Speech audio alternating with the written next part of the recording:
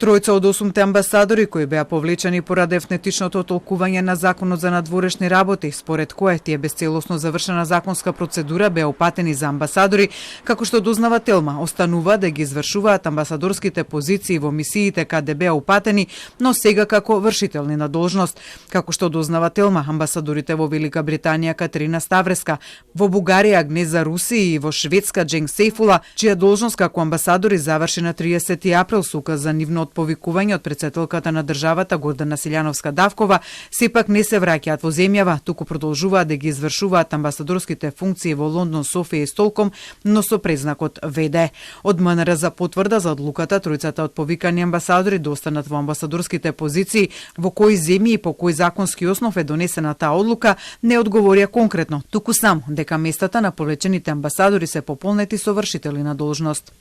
Ве информираме дека на сите амбасадори за кои беше утврдено дека се именувани спротивно на одредбите од Законот за надворешни работи, мандатот им е веќе прекинат.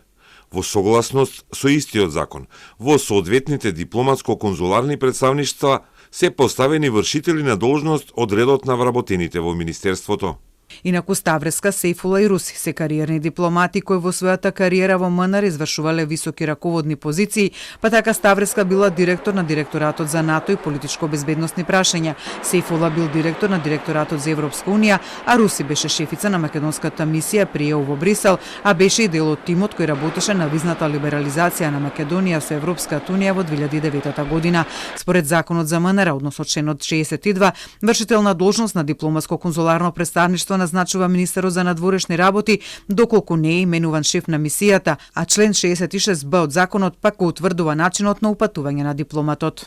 Министерот за потребите на службата може да упати дипломат на работа во дипломатско-конзуларно представништво без објавување на интерен конкурс, но не за период подолг од 6 месеци. Начинот на упатување, продолжување на мандатот, како и предвремено враќање на дипломатот од дипломатско-конзуларно представништво се утврдува со акт на министерот, се наведува во законот. Неофицијално од МНР за Телма пак брифираат дека од повикувањето на Ставреска, Сейфула и Руси морало да се спроведе поради автентичното толкување на законот, но отистанува збор за професионалци во својата работа и поради потребите на дипломатијата, нивната мисија како амбасадори е продолжена на 6 месеци. Освен тројцата од повикани амбасадори кои сега остануваат во амбасадите како вршителни на должност, како што дознава Телма. Како вршители на должност во амбасадите се враќаат и уште 2 амбасадорки на кои редовно им истече мандатот, а кои исто така се од редот на кариерните дипломати. Како вршител на должност во Советот на Европа во Страсбург на 6 месеци се враќа Светлана Гелева, каде што во тек меѓу другото тече изборот за судија во Судот за човекови права,